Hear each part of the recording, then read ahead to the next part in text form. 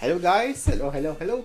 I greet you to another video on this channel, and of course it's a review of a movie. I watched the Puss in Boots Last Wish movie last Saturday, and I have to say I really enjoyed it. It was a fantastic movie.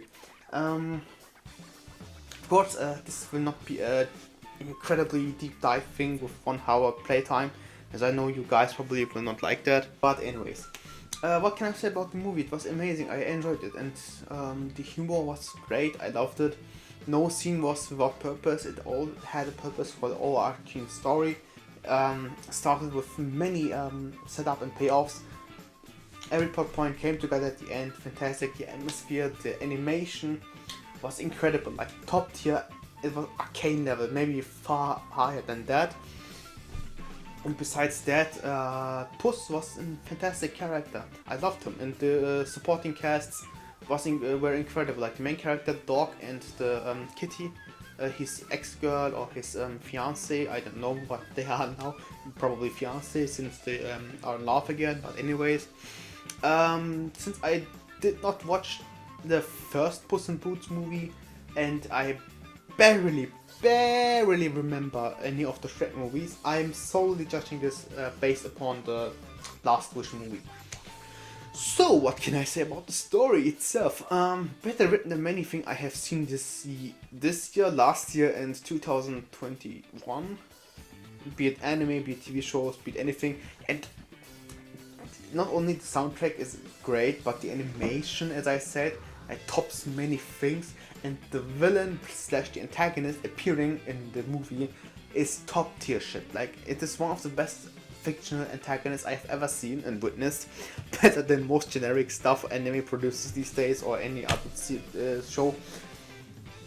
And of course, since I praise him that high, it will be the main focus of why this movie is amazing, and will be the main focus of this video.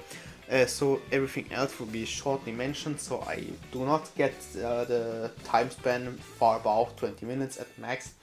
And I want to, of course, do a deep dive into how to write the villain. So the antagonist / villain for Puss in Boots Last Wish will appear in one of the examples for the video, out of 3 or 4 maybe. But anyways, let's start with the premise of the show. This is a very simple thing. Puss himself finds out that he lived out 8 of his 9 lives, since that is a concept in this universe, and is at the new low of his life, finding out that it is his last life he's living. So the wish to gain that life back and the impact of it has him kind of question what he is about to do now with his actions, his carefree life, the legend he has built up as a skillful, heroic warrior and cheerful party cheerful party bringer. And after encountering what is essentially presented to us, the audience, as a bounty hunter he lost against, he is retired and kills, metaphorically, the legend he has built up and the Puss in Boots persona he is, to live a normal life as a cat in a foster home for cats. And there he meets a dog. He pretends to be a cat to live the life of a foster cat in luxury they have. And a few days, maybe years, because he has grown like this long beard, he finds out that a character named Small Jack, or Big Jack, I think was his name, found a map to a lost legend, that it's a star that can grant someone a wish. And he then tries to find that map, and on the way he finds out that his old fiance has interest in that map as well. So they come across, and so the journey begins with the dog alongside. The free adventure, forward team, and everything comes then to the end, to the incredible finale of a climax that was the last fight. So, the story on itself is structured very well. Like, we get the basic premise the story sets with. It is no great complicated thing with many storylines and stuff. Just one thing, and everything in every scene just points towards that goal, that one storyline that they built up so far. And be it the subplot of every antagonist that appears, we have, I think, with the wolf, the girl with the beer family, and Jack himself. 3 at best if you count Kitty, because she has her own goals a bit, and the dog just isn't there. So 3 at best. And they juggle it fantastically because they also have the purpose of the underlying themes that the story has of death, loss of identity, and living life to its fullest, and how to appreciate it. So it doesn't go wasted for anything, and every second counts towards that goal. So it is indeed filled with purpose. So every scene was filled with something that kept me in the story and in the movie without boredom or anything. And the scenes where humor was input were fantastic. It was definitely mine. I enjoyed it. I laughed with it. And of course, when we come to the choreo that presented in the fight scenes, fantastically done. Like, it is not like the newest thing. It didn't invent the wheel anew, but it was incredibly done. The was tight, it was fit, the tension was there, in and outer conflict was present as well, and because they represent, like, in every aspect, because the clever way they put in the theme of death, it represented that in every aspect of the choreo we had so far, because of course it was Puss's last life when he acted cowardly in that kind of situations. So geniusly done, definitely. So then what makes this movie greater than it is? Death. And I don't mean it metaphorically or rhetorically or poetically or theoretically. I'm death. Straight up. So what he brings that it elevates the story so high, and why I consider him to be one of the best villains ever created. So Death the Wolf he is called Death the Wolf by the fans because death is his name, and he says he is the literal embodiment of death. No flowery language here, just literally death itself. So what makes him a good character to begin with? First off, he follows what the antagonist should follow in a good story. He not only impacts the major things like atmosphere, the protagonist, and the story, but also can change them as he wills any time in the story, because he's such a menacing and strong, powerful force that when he intervenes, you know shit happens. The atmosphere is in drastic change, like the extreme from its fluffy, bright colors. You see it immensely changes to something more aching, rotting away. It's dark and terrified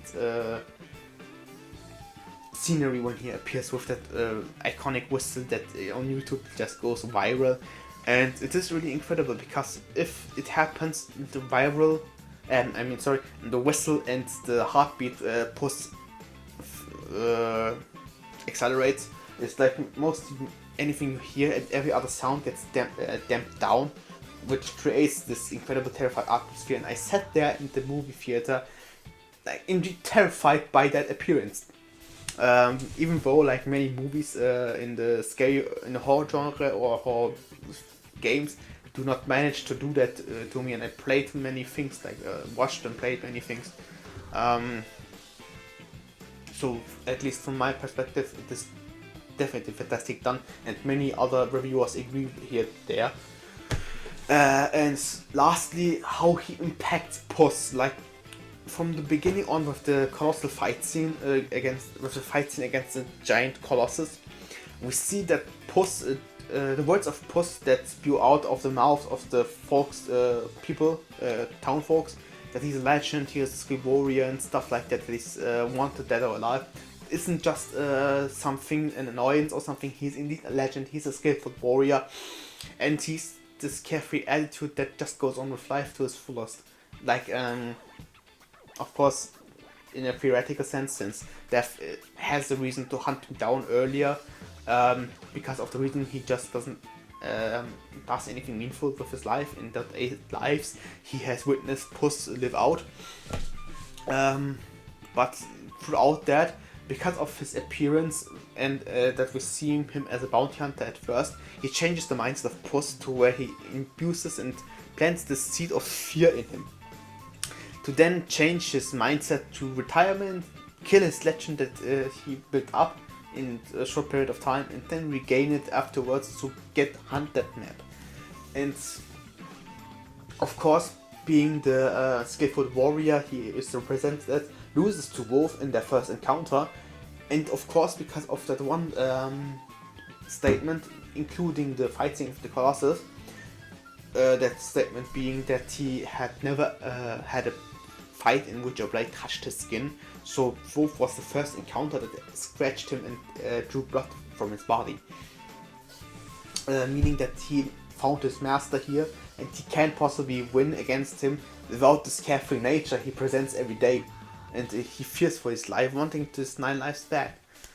Also fantastic is that the small details with the scenes that appears anyways, not only did they shift like the atmosphere drastically, as I mentioned, aforementioned, but the small, he had a scene with the townspeople where they escape Jack's clutches, and he just puts the coins in his eyes, a little comedic thing there, but it didn't change the atmosphere at all, so the humor was placed so good with him when he had any, that it doesn't change his appearance or just make him a comedy joke. It was that good.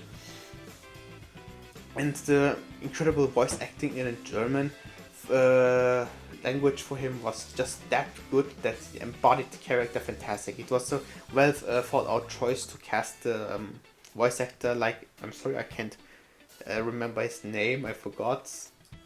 And lastly, he's responsible for every tension that happens in the movie, and it came in together greatly. The music was good.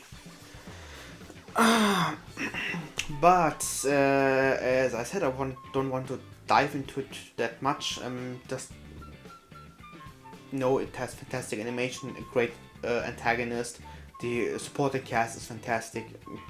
That serves the purpose. That's great.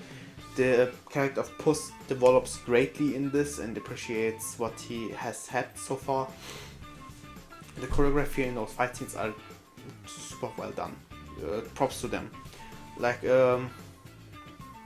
with Wolf, this movie is definitely one of the best I've ever seen, and I hope that this is something with a good standard for the upcoming movies, be it in the animation, be in live action. I just hope this is a standard that everyone holds up now, and I hope that something great like this comes out this year again and again. Of course, as I said, I will deep dive into how to write the villain and will go deeper into why Wolf is a fantastic villain in that video. But before that happens, Kung Fu Panda is the next video I will do. It is a bit longer than the usual, 10 to 20 minutes I try to achieve currently. So expect a long thing because I really want to dive into it. Of course, I will not throw out a 40 or 1 hour video, but it's definitely going to be more than 20 minutes. Anyways, I hope you enjoyed so far. This is my short opinion about it, and Gracias, die Legende wird niemals sterben!